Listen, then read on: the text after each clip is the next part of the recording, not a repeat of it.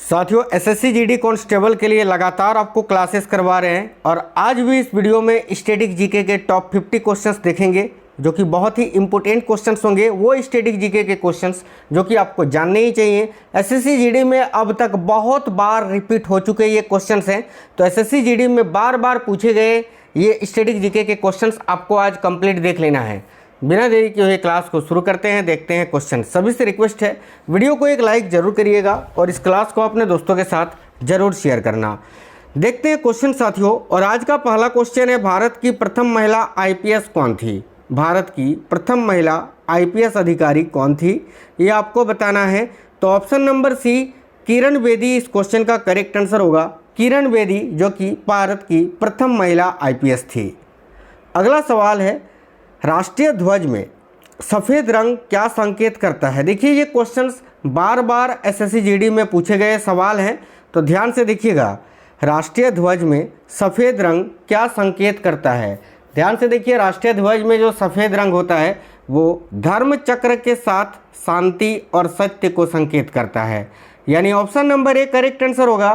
धर्म चक्र के साथ शांति और सत्य को संकेत। याद रखेंगे, बहुत ही अच्छा सवाल है, वेरी इंपॉर्टेंट सवाल है, ये याद रखना है। अगला क्वेश्चन है, हॉर्नबिल उत्सव भारत के किस राज्य से संबंधित है? ये क्वेश्चन आज ही मैंने जो पहला क्लास कराया था सुबह में करीब 10 साढ़े 10 बजे जो वीडियो आपको मिली थी उसमें मैंने आपसे पूछा था। और देखो हॉर्नबिल उत्सव की बात करें तो ये नागालैंड में मनाया जाता है हर वर्ष दिसंबर महीने में। तो option number B correct answer, और अपना ऑप्शन नंबर सी इस क्वेश्चन का करेक्ट आंसर हो जाएगा नागालैंड। नागालैंड यहाँ आपको याद रखना है। अगला सवाल है, तंजौर बाला सरस्वती किस शास्त्रीय नृत्य के लिए जानी जाती थी? देखिए तंजौर बाला सरस्वती शास्त्रीय नृत्यांगना है। आपको बताना है किस नृत्य से संबंध रखती हैं। तो भाई तंजौर बाला सरस्वती का संबंध जो है साथियों भारतनाट्यम से है। देखिए भारतनाट्यम जो कि भारत के तमिलनाडु राज्य का शास्त्रीय नृत्य है। भारत में कुछ कुल जो है 8 शास्त्रीय नृत्य हैं।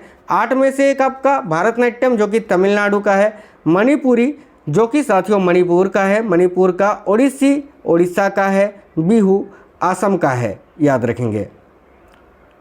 एजरा कप किस खेल से संबंधित है? बताइए ये जो कप है एजरा, ये किस खेल से संबंधित है? किस खेल में एजरा कप दिया जाता है?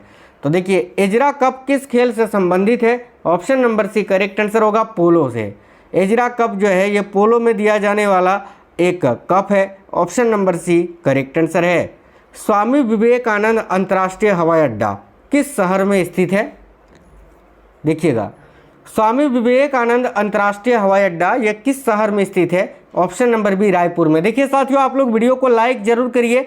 अगर अभी तक आपने क्लास को लाइक नहीं किया है तो लाइक करिए, चैनल को जरूर सब्सक्राइब करके बेल आइकन को ऑन कर लीजिएगा और इस वीडियो को अपने दोस्तों के साथ शेयर जरूर करिए।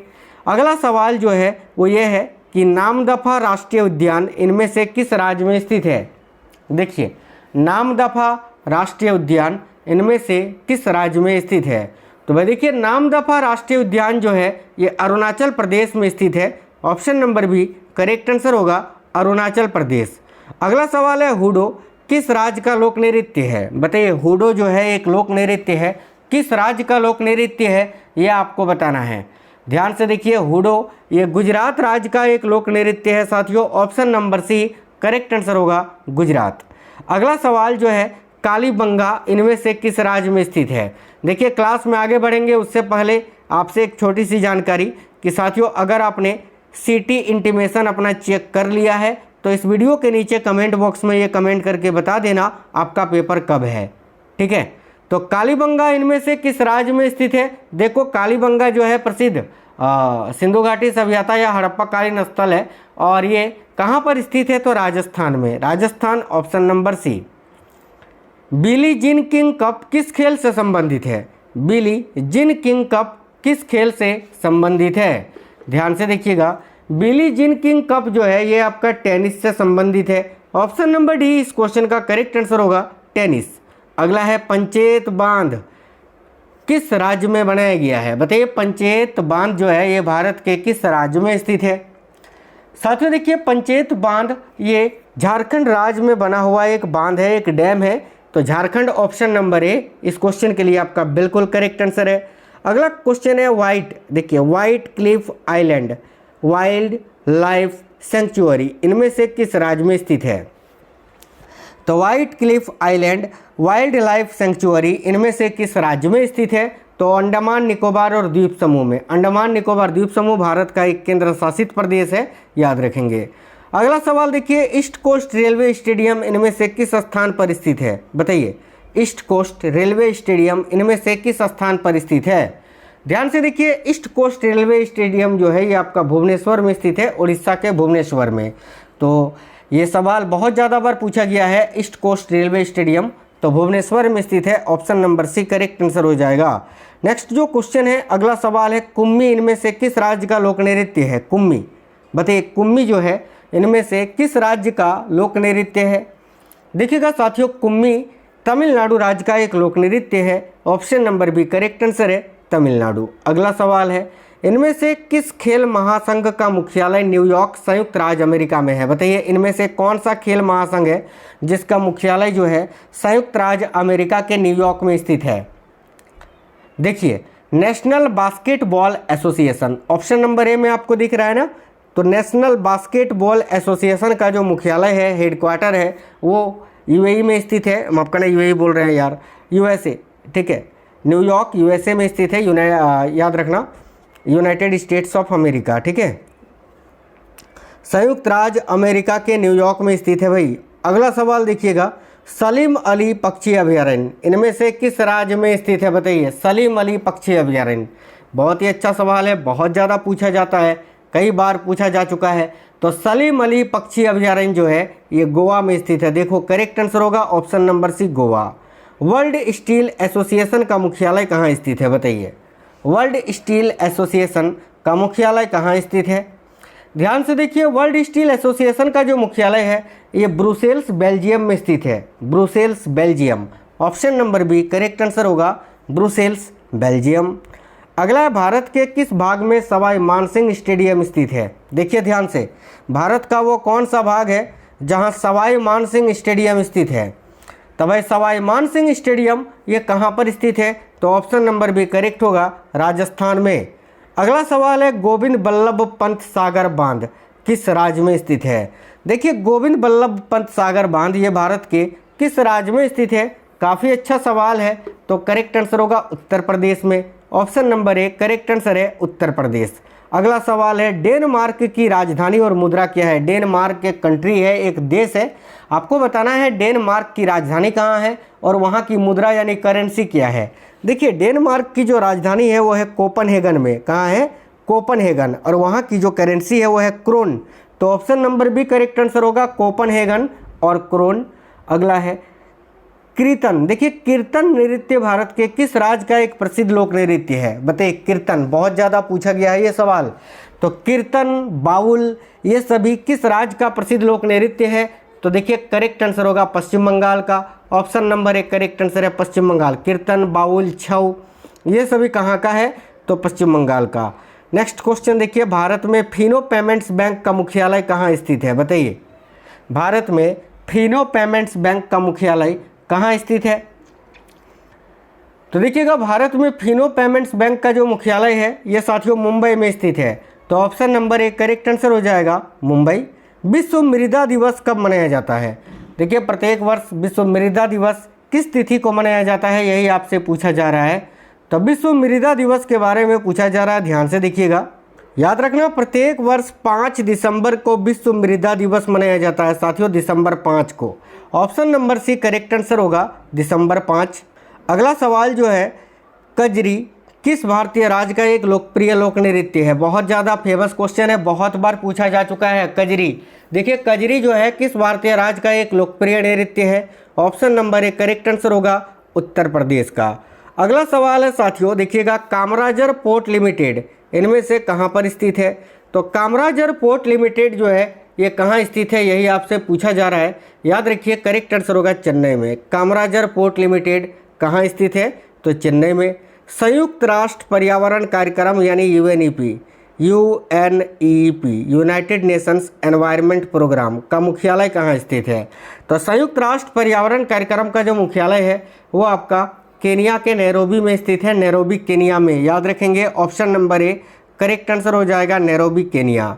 भारतीय खिलाड़ी शिव थापा किस खेल से जुड़े हैं? भारत के जो खिलाड़ी है शिव थापा, इनका संबंध किस खेल से है, यही आपको बताना है।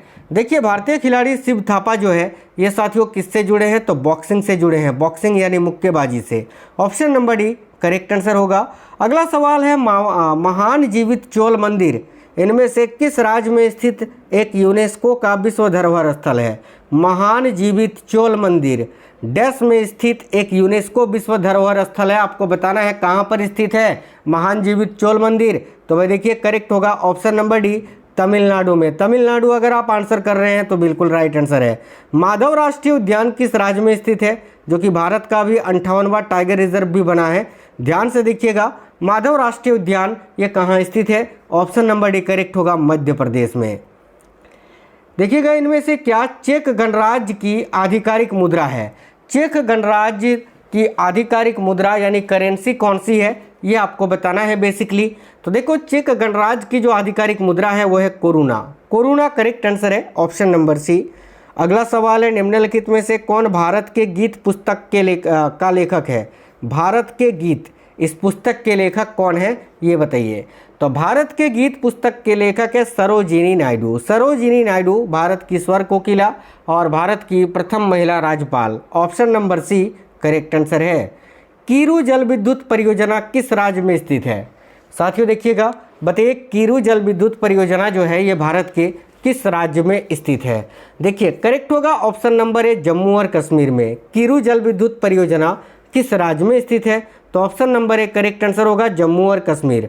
अगला सवाल है कोफी अन्नान किस देश से थे? भाई बताइए कोफी अन्नान। कोफी अन्नान की बात करें तो ये जनवरी 1997 से लेकर 2006 तक संयुक्त राष्ट्र के 7वें महासचिव के रूप में इन्होंने कार्य किया था और ये घाना के थे। भाई कहाँ के थे? तो घाना के। Option number D correct answer होगा घाना। अगला सवाल है तृष्णा वन्यजीव अभयारण्य निम्नलिखित राज्यों में से कहाँ स्थित है? देखिए तृष्णा वन्यजीव अभयारण्य निम्नलिखित राज्यों में से कहाँ पर स्थित है? याद रखिएगा तृष्णा वन्यजीव अभयारण्य जो है ये आपका त्रिपुरा में स्थित है। देखो option number D correct answer होगा त्रिपुरा। अगला सवाल है भारत का सामान्य बीमा निगम वर्ष, ठीक है, भारत का सामान्य बीमा निगम वर्ष किस वर्ष में शामिल किया गया था, यही बताना है आपको। भारत का सामान्य बीमा निगम किस वर्ष शामिल किया गया था? तो ऑप्शन नंबर सी 1972 में, 1972 करेक्ट आएगा ऑप्शन नंबर सी। अगला है निम्नलिखित में से किस कारागार को महात्मा गांधी ने मंदिर का नाम दिया था? बहुत ज़्यादा पूछा जाने वाला सवाल, बहुत बार पूछा जा चुका है। तो इनमें से कौन सा कारागार यानी कौन सा जेल है जिसको महात्मा गांधी ने मंदिर का नाम दिया था? तो यरवदा का जेल। भाई ऑप्शन नंबर भी करेक्ट आंसर होगा साथियों, यरवदा का जेल। अगला सवाल है महात्मा गांधी ने किस आंदोलन में सर्वप्रथम भूख हड़ताल को हथियार के रूप में प्रयोग किया था? देखिए महात्मा गांधी जी ने सर्वप्रथम भूख हड़ताल को हथियार के रूप में किस आंदोलन में? तो अहमदाबाद की हड़ताल में। ऑप्शन नंबर सी जो कि 1918 में हुआ था। नेक्स्ट सवाल जो है यूनानी रोमन कला को निम्नलिखित में से कहाँ स्थान प्राप्त हुआ है? देखिए ये जो कला है यूनानी रोमन कला, इसको गंधार में साथियों स्थान प्राप्त हुआ है। गंधारी कला इसको बोला जाता है। ऑप्शन नंबर भी करेक्ट होगा गांधार। अगला है माउंट एवरेस्ट की या माउंट एवरेस्ट को पढ़ना, आप पढ़िए माउंट एवरेस्ट को, ठीक है, फतह करने वाला सबसे युवा भारतीय कौन है?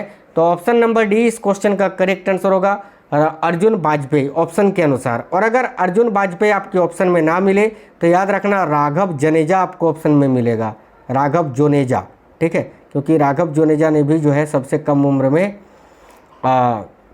माउंट एवरेस्ट को फतह किया था। और अगर आपसे पूछे माउंट एवरेस्ट फतह करने वाले, ठीक है, सबसे युवा भारतीय महिला कौन है? तो याद रखना मलवत पूर्णा, जो कि मात्र 13 साल की है भाई, ठीक है। आगे देखिए अगला सवाल है विश्व की पहली रोबोट कौन सी थी जिसे किसी देश की नागरिकता हासिल हुई है? तो करेक्ट होगा सोफिया।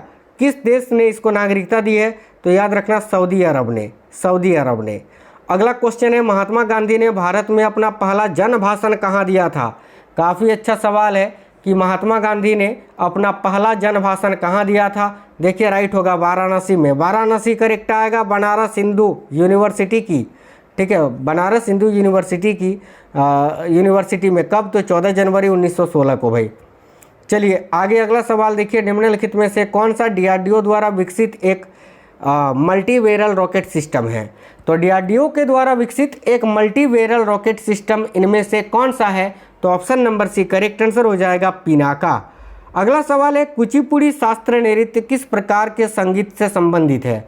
देखिए कुचिपुड़ी जो है ये आंध्र प्रदेश राज्य का एक शास्त्रीय नृत्य है जो कि किस प्रकार के नृत्य के साथ किया जाता है? तो याद रखिए कर्नाटक संगीत के साथ। देखिए कर्नाटक संगीत का जनक भी आपसे पेपर में पूछा जाता है, तो याद रखना संत पुरंदर दास जिन्हें जो है कर्नाटक संगीत का पितामह कहा जाता है। बिंबावती देवी किस भारतीय नृत्य शैली की प्रतिपादक है? बताइए बिंबावती देवी का संबंध किस नृत्य से है? तो देखिए बिंबावती देवी जो है ना ये मणिपुरी नृत्य से संबंधित है। इसके बारे में कुछ फैक्ट्स बता देते हैं। देखिए बिंबावती देवी जो है भारत के मशहूर मणिपुरी नर्तक गुरु बिपिन सिंह और गुरु कलावती देवी की पुत्री हैं। निम्नलिखित में से किस त्योहार को विजय उत्सव के नाम से जाना जाता है? बताइए इनमें से कौन सा त्यौहार है जिसको विजय उत्सव के नाम से जाना जाता है? तो भाई हम्पी महोत्सव, जो कि कर्नाटक में आयोजित होता है साथियों। ऑप्शन नंबर सी करेक्ट होगा, हम्पी महोत्सव। हॉर्नबिल महोत्सव कितने दिनों के लिए आयोजित किया जाता है? देखिए हॉर्नबिल महोत्सव प्रत्येक वर्ष दिसंबर महीने में आयोजित किया जाता है नागालैंड में। और ये जो महोत्सव है हॉर्नबिल महोत्सव ये कितने दिनों के लिए आयोजित किया जाता है? तो करेक्ट आंसर होगा 10 दिनों के लिए, 10 days. Option number B correct है, 10 दिनों के लिए। झारखंड में सरहुल पर्व किस ऋतु में मनाया जाता है? ये डायरेक्ट सवाल भी पूछा जाता है कि सरहुल किस राज्य में मनाया जाता है? तो याद रखना झारखंड में। और झारखंड में ये जो सरहुल पर्व है ये किस ऋतु में मनाया जाता है? देखिएगा करेक्ट होगा साथियों बसंत ऋतु में। ऑप्शन नंबर एक करेक्ट है, बसंत ऋतु।